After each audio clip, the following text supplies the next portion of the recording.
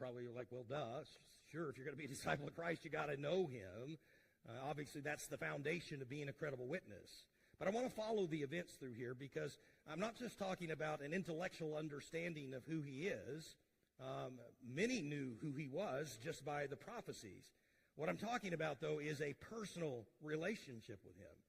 So the events follow through this way. We spent a lot of time on John the Baptist this morning. John the Baptist comes to know Christ. He was the forerunner. His ministry was to preach and prepare for his coming.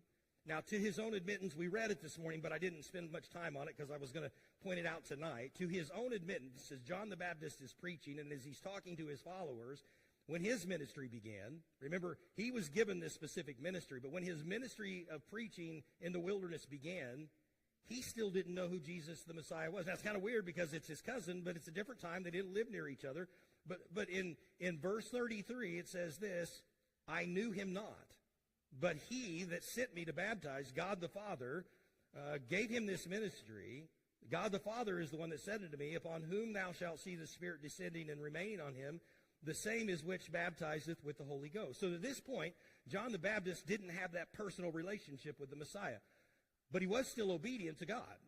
He hadn't seen him. He didn't know firsthand that this was indeed the Messiah, but he knew what God had called him to do.